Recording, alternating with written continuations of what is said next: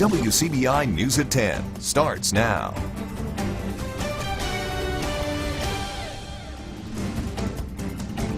A car wreck in Lowndes County lands one person in the hospital. Thanks for joining us tonight. I'm Scott Martin. Emergency crews were called to First Colony Drive off of Highway 69 shortly after 6:30 this evening. Early indications are that a car ran off the road and hit a tree. The Mississippi Highway Patrol is investigating the accident. One person was sent to the hospital with non-life-threatening injuries. There could soon be a new requirement for all law enforcement and emergency vehicles when responding to a scene. State Representative Gary Chisholm is sponsoring a bill that would require all emergency vehicles to have lights flashing and sirens going whenever they're driving 30 miles per hour over the speed limit. Our Quentin Smith speaks with residents and law enforcement about this potential law. He joins us live in the studio with more. Yes, Scott, this is called the Calen Kirsch Act.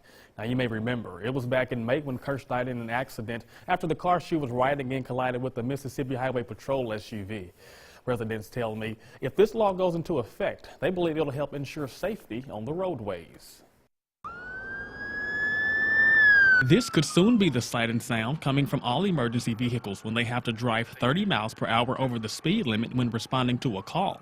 In general, it is a good idea. Columbus resident Thomas Longton says he's driven on the roadways before when an emergency vehicle came speeding by without any warning. He calls it a startling feeling. Once I realize that it's probably an unmarked car or whatever, then I would try to, keep to the right as much as I could to not interfere. And it can be unsettling for sure. That unsettling and unsafe feeling is why Longton says he's in favor of the Calen Kirsch Act that lawmakers are trying to pass. Especially in finding that people have died as a result of them not being alert to the police coming and so on.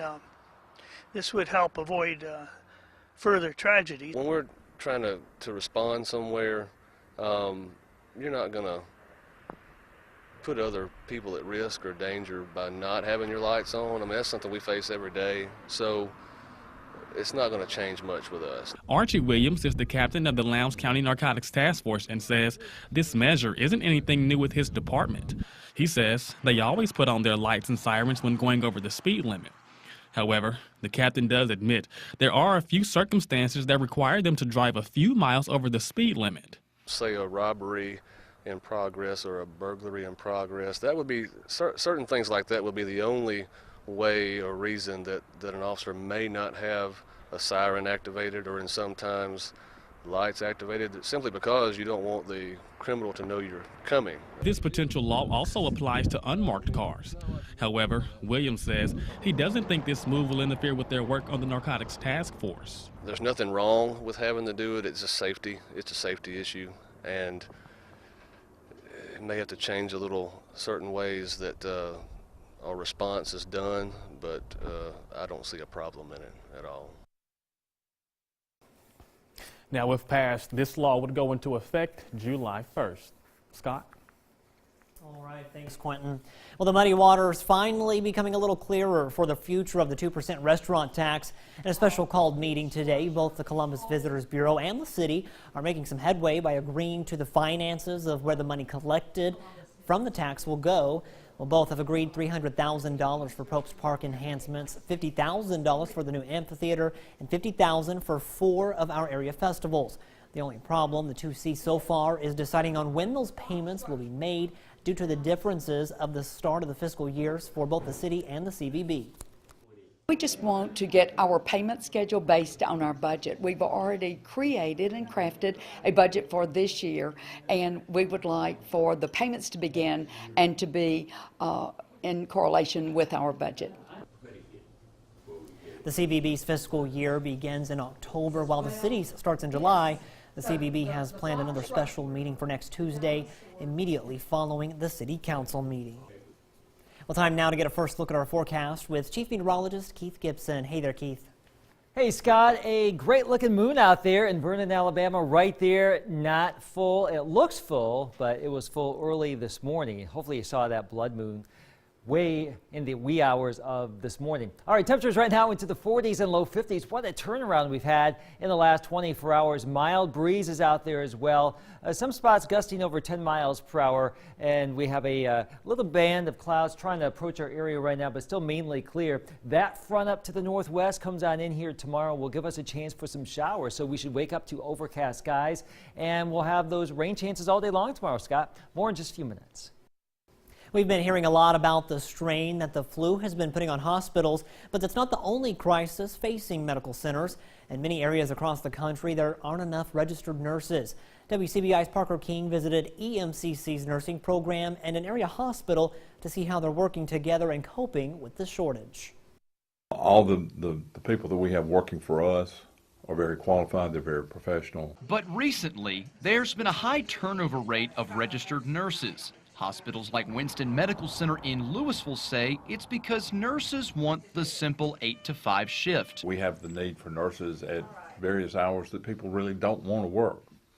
And so that's where the issue comes up. We're open 7 days a week, 24 hours a day, holidays included. Even if nurses are to get the shifts they want, there's still a large amount of work waiting for them. It's hard work sometimes, and there's so many other fields they can go into.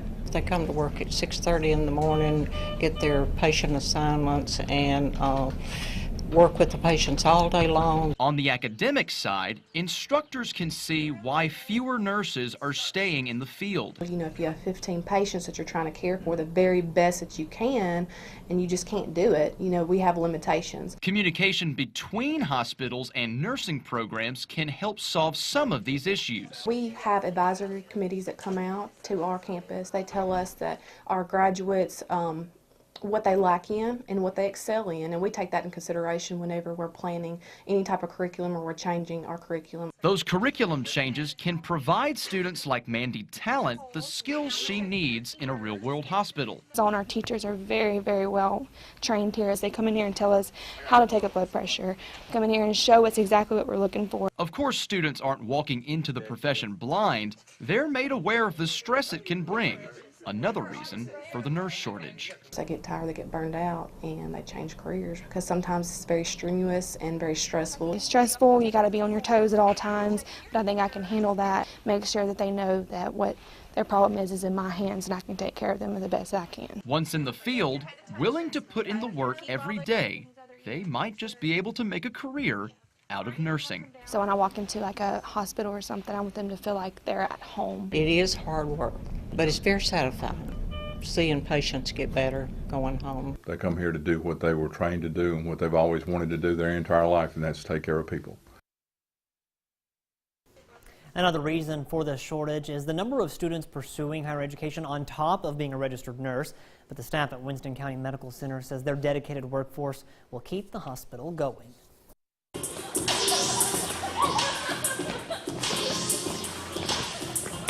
Well, fifth graders at Tupelo's Rankin Elementary learned about the history and science of the Natchez Trace through a unique lesson combining music, movement, dance, and other hands-on elements. A guest instructor from the Washington, D.C. based Dance Exchange is leading area students through the interactive lessons. It's part of the district's arts integration learning model. So I've been really excited to see the ways that the students are already bringing so many ideas and knowledge about this region and the Natchez Trace, and really we're here building on that, really guided by the curiosity that they bring into the room. So it was pretty exciting to see both the ideas about the Natchez Trace they brought into the room as well as the questions that they had, and using movement as a way that they can remember and hold on to that experience. The project is funded by a grant through the Link Center. The teachers also get to have fun with the lessons after school. Well, when it comes to a good math class, there's one common denominator: an outstanding teacher. And that's no surprise to fifth graders at B.F. Liddell Elementary School in Macon. Their math teacher, April Harris, is our Educator of the Week. Harris knows how to reach her students, or make sure her students. She makes YouTube tutorials, uses clever acronyms, and she even makes up songs to keep the lessons going. But it's not just math that Harris wants her students to learn. Personally, I want them to know that it's always important just to put forth your best effort. If you never try something, you never know how good you'll be at it. And I always tell them our class motto is, it's okay not to know, but it's never okay not to try. To nominate an outstanding educator, just visit our website, WCBI.com. A gorgeous sunset at Eden Lake. Look at this, some high cirrus clouds coming on in. We saw the setting sun, and we also have a bright, nearly full moon shining overhead right now. That was the view a few minutes ago, but clouds increase tonight, showers possible tomorrow. The full forecast is next.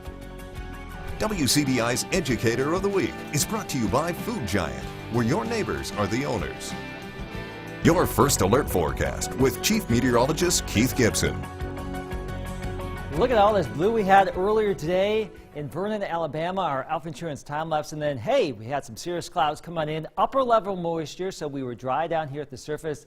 Those gave rise to a pretty nice sunset. And let's check out the view from Tupelo with our Alpha Insurance camera up there. Some of those high clouds coming on in. There's the setting sun. What a great day we had.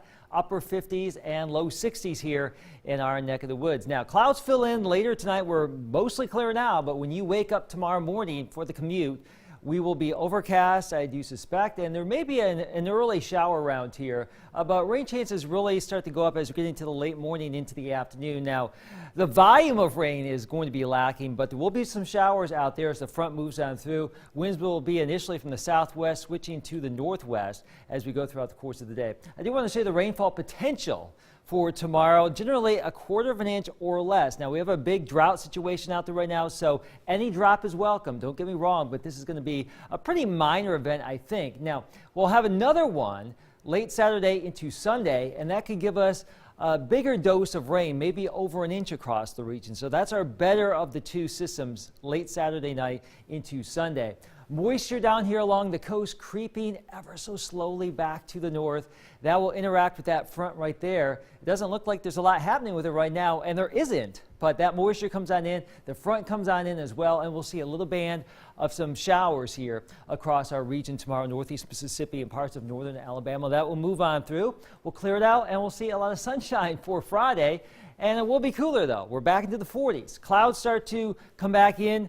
By late Saturday, we'll have this second system, the one I just mentioned. Here comes the second system for Sunday. So a pretty wet day across Mississippi and Alabama, it would appear. Again, we may see over an inch of moisture, needed moisture, with that system. Temperatures right now across the deep south and the southern plains, look at this, very warm. 40s and 50s for us, 60s out there in Texas. Now, here's your planner for tomorrow. Upper 40s to around 50, overcast at 8 o'clock. By noon, 62, 3 o'clock, hanging around 60, but scattered showers possible into the afternoon and perhaps even into the early evening hours tomorrow. Mid-50s north, low to mid-60s south. That's the way it's looking for our Thursday. Here's our 7-day forecast. You can see much cooler weather for Friday with more sun. We're in the 40s. 48 Saturday. 51 on Sunday with a pretty good chance of rain. 52 with more sun on Monday. Scott? Well, the Bulldogs take on a tough conference opponent. Robbie has highlights later in sports. WCBI News at 10 with Scott Martin. Welcome back, everyone. Parents are always on high alert when they've got a sick kid. Tonight in our Health Talk with Baptist, we talk about when your child's fever is high enough and that when you need to make that trip to the emergency room. Hi, I'm Dr. Pam Sykes, a pediatrician at Baptist Memorial Hospital, Golden Triangle. Tonight I want to talk to you about fever. Fever is a temperature greater than 100.4 taken rectally. And while fever may be very alarming, it is actually our body doing its job to fight off infection. So really, fever is our friend. The age of the child determines whether fever should be a cause for alarm. In a baby younger than 2 months, fever can indicate a serious infection such as meningitis, urinary tract infection, or pneumonia. So a baby younger than 2 months old with fever should be taken to their pediatrician or the ER immediately. For a baby over 2 months old, fever can be viewed as a symptom or sign of infection. In an infant between 2 to 6 months old, fever can be treated with acetaminophen or Tylenol. In a child over 6 months old, fever can be treated with ibuprofen, also known as Advil or Motrin, or acetaminophen. When to seek medical care in a child this age depends on their symptoms and does not require being seen immediately. So as long as a child is able to drink enough fluids to remain hydrated and is not lethargic or inconsolable, fever can be treated at home and the patient can wait to see their regular pediatrician. Join us next time for Health Talk with Baptist, when we will discuss when to take a child over 2 months old to the emergency room. Mail your topic suggestions to healthtalk@wcbi.com.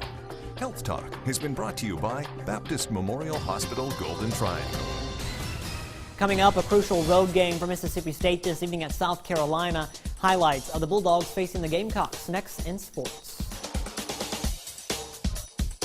WCBI Sports with Robbie Donahoe. January 10th, 2017. That's the last time Mississippi State won a true road game in men's basketball. 12 consecutive losses when playing in a hostile atmosphere away from Humphrey Coliseum. Tonight, surely the long losing streak on the road wasn't going to be snapped at South Carolina, right?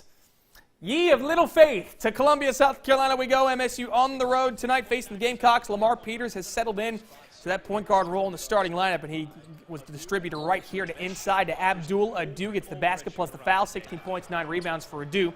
Later, the threes started to fall for MSU. Tyson Carter has this triple. After that, less than a minute later, pull-up three for Nick Weatherspoon. And then one more from Tyson Carter. Step back, gets a screen. He knocks off another. MSU, when they had good shot selection from three-point range, they shot it well from the perimeter, but then they can also attack. Nick Weatherspoon has a two-hand slam. And then Nick would end the half on a personal 6-0 run. Here he finishes between the trees as the Bulldogs lead 37-36 at the break. Weatherspoon, Nick, that is, had 17. Second half, little defense to offense. Xavion Stapleton, steal and slam. Bulldogs led by as many as 9 in the second half. More from the perimeter. Quindary Weatherspoon steps back. He hits a three right there. And Tyson Carter drives, kicks to the corner for Eli Wright. He has all 3 of these. And one more from 3 for good measure. Q left alone on the zone. Q at 18. Bulldogs have a lead, trying to hold off this South Carolina rally, and then a little more defense to offense off the rebound. Lamar Peters with the finish from Q. Bulldogs lead by 6 with 4 to go. Got a little interesting late, but MSU would break the pressure here from South Carolina with 20 seconds to go. Good passing up ahead. Here's Peters, Eric Holman. Give me one more Thunder Chunky for good measure. MSU wins their first true road game in over a year. 81-76 the final. The Bulldogs just dominated South Carolina in the paint. 38-26 points in the paint. The Bulldogs ended up shooting 12 less free throws, but still fought their way through the foul calls and the foul issues to get a big road victory. And after the win tonight, how about this? Ben Howland and the company celebrating in the locker room. The Bulldogs are now 16-6 overall, 4-5 in SEC play. State returns home on Saturday to host another important SEC game against Georgia. That's a Georgia team that is coming off a win over Florida at home. But you see the confidence, you see the smile start to come through with this MSU team. I don't think I've ever seen Ben Howland this animated or his face this red before. So things are happening in Starkville, folks. You better get on board. It's going to be fun to watch this team towards the end of the season. All right, other SEC scores tonight in men's basketball. Boy, what is going on with Alabama? Losing at home to Missouri, of all teams, 69-60. Colin Sexton had a great game with 23 points, but nobody else scored more than 10 for the Crimson Tide, and that continues to be an issue. Who else is going to step up for Alabama? And then Tennessee had no problems with LSU, 84-61. The Volunteers are they're kind of like Auburn. You don't want to believe that Tennessee's any good, but, man, Rick Barnes' team, they got some players, y'all. They had 4 guys score 12 or more tonight. Tennessee right at the top in the Southeastern Conference race. All right, switching gears to softball. A big day today in Fulton. ICC hosting Bevel State. That's head coach Andy Kirk, who you saw there holding the paper. He hit a historic win total mark today. That's East Webster's Bailey Springfield with the strikeout right there. She's now pitching for ICC. Later in Game 2, McKenzie Piper going back up the box. That would score Hannah Williams and Meg Sullivan. ICC led 4-0 after the first inning. They won Game 1, by the way. This is Game 2 highlights. And then later, add another run here. Samantha Cooley going to Oppo, putting it down in the left. That would score Haley Reed as Andy Kirk would get win number 400 on his career as a head coach, as ICC earns the doubleheader sweep. They win Game 1 5-0 and Game 2 8-0. So congratulations to Coach Kirk on that milestone. So Fun night of basketball. It's going to get even more fun coming up tomorrow. Mississippi State and Missouri women's basketball will be going at it in Columbia. That will be a 7:30 p.m. tip time. You can watch the game on the SEC Network. And then Saturday, Ole Miss men will be at Tennessee. Mississippi State will host Georgia, like we mentioned. Super Bowl Sunday, and then Monday, the big one, South Carolina at Mississippi State in women's hoops. You better get excited for some basketball. We got some big games coming up these next few days. And that's it for sports. We'll get a last look at your forecast next. Student Athlete of the Week is brought to you by C Spire Wireless, introducing a different kind of wireless network. C Spire, personalized wireless. Children fighting serious illness in our area have the chance to get special wishes granted. Representatives from Make-A-Wish Mid-South were on hand at Mugshots Grill in Tupelo to receive a big check. It was all from last week's Celebrity Wait Night fundraiser, which brought in $22,495.16. We didn't expect to raise that much money. We knew it was going to be really busy, but the outcome that came here was just phenomenal. It was great. It was a fun atmosphere, and we had a blast. I think I had the best time, and everybody was just wonderful. Just the waiters and waitresses that worked here, and the ones that were helping out. It was fantastic. Now, on average, it takes about $8,000 to grant a child's wish. Also, every 32 hours, Make-A-Wish Mid-South grants the wish of a child diagnosed with a life-threatening medical condition. Looked like a good night. Yeah, very, very positive. Kind of like today's weather was. Today was very nice. Now, tomorrow, bring the umbrella with you and a rain jacket just to be on the safe side. We will have some showers develop around here. Cooler but sunnier on Friday. Those rain chances ramp up again by Saturday night and Sunday. So we talked about this the last couple of days. We need the rain. Several opportunities here. As long as the weekend's not a washout. Saturday's looking okay. Sunday could be kind of soggy, but we'll see. All right, sounds good. Thanks, Keith. Thanks for watching. Have a good night. We'll see you right back here tomorrow.